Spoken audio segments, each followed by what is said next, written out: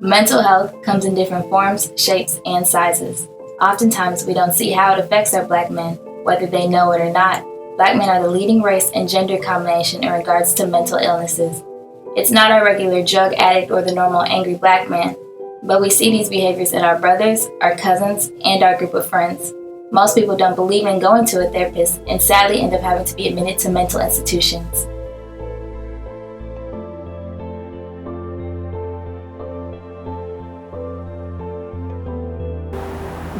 Just the history of Black men, I think we can remember all the way back to probably as far as I'm in my 40s. So years ago, I had an uncle who had schizophrenia. So we've always had mental illness all the way back in the Black family and especially Black men. Probably, as far as we can remember, but it was taboo. You didn't talk about it. So, as years has progressed and more education and more resources, now Black men are coming out and now they're talking more about depression.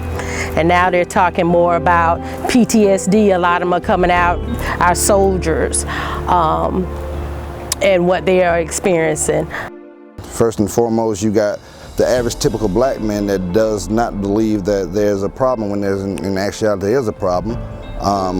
We Black men, we tend to try to face our problems head on, until it becomes a problem that we can't deal with, such as depression and whatnot. The depression is one of the leading causes of the failure of the Black man today.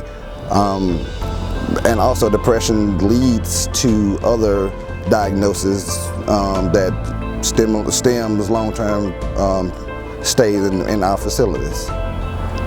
I think that, Black men, we need to swallow our pride, and if there's a problem that we can't see and that somebody else can, maybe we should look into it. Prime example, I'm a veteran myself, and for the longest, I would never look in the mirror and say that I have a problem with PTSD. I noticed that, certain things about my life changed, and it changed because of the fact that I didn't want to deal with it. So, the older I get, the harder it is to be diagnosed or the harder it is to change. And if we can't, take care of ourselves as a community, then, it's only going to deteriorate us as Black men. Black men stay strong. They handle their responsibilities. They handle, things that they go through at their jobs. But at the same time, a lot of them are walking around with depression and trauma that they've had from a child. So they're walking around not being medicated. A lot of them deal with it through alcohol. A lot of them deal with it through anger, and just broken. A lot of Black men are broken from dealing with mental illness. So a lot of them have opened up in going to counseling. A lot of Black men have are starting to talk more. I think that's the big thing, is being able to talk about it, because we all didn't talk about it. Black people in general, we just never talked about it. But now we're talking about it because it is affecting us. And of course, right now, it's increasing among suicides among Black males. It used to be Black males were the lowest. This semester, Savannah State University, located in Savannah, Georgia, lost a recent graduate, David Crowley, due to suicide. Crowley was a great spirit and fun individual to be around.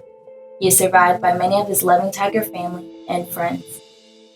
On October 14, 2019, one of my best friends and brothers, David Josiah Crowley, committed suicide.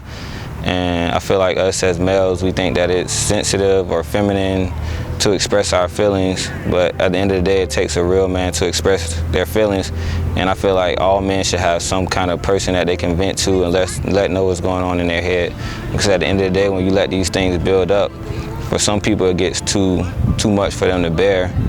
And I feel like we should be able to communicate what's going on in our head without people thinking we're sensitive or feminine. Like I said, it takes a strong man to express his feelings. I feel like black males use things such as sports to keep their head off of mental illness because they feel like when they're doing these things that they don't have to worry about all the things that are going on in their lives. But at the end of the day, whether it be sports, alcohol, or any other drugs, and you doing these things to take your mind off what's going on, it only hurts you in the long run because when you get done, when you come down from your high or your liquor wears over or the football game or practice or whatever is over, you still have these problems. So at the end of the day, you still have to figure out a way to talk about these things and figure out what's going on and how you can get over them. When growing up in the Black church, a lot of times our youth are shown the religious route.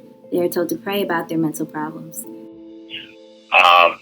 For me, from a spiritual perspective, I think there are different categories of health: physical health, mental health, and spiritual health.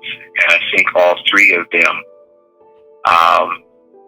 play with each other. We talk about mind, body, and spirit. And I think if one is out of sequence, then it impacts the other two. So if you're physically healthy, but your mental health is lacking, then there's a necessary correlation. And one of the foundations that I feel is the spiritual health. And if you have a strong spirituality, then your spirituality can speak to not only your physical but also your mental health, because that's where we find peace and hope. And as a Christian, I think Christianity gives you those two factors that make a difference and impact you physically and emotionally. To be at peace allows you to understand that there is a higher power. And the hope is that no matter what happens to someone, that there's a higher power that helps us to see through those situations. A lot of times our males today, they're just under so much pressure, especially our black males. They're trying to survive socially and physically, economically, even in the education aspect. So I would just really recommend that they seek help and get the education on mental health, because that too is a key factor as well. But whatever the reason is for this particular illness, do first of all seek God's direction and have Him to lead you into the right way to proceed for healing. Need to speak to, or I felt like I didn't have a proper outlet. So it ultimately led to me having suicidal thoughts, which then that particular day decided to come into fruition. Suicide is very serious, and if you have any suicidal thoughts, please contact 1-800-273-8255.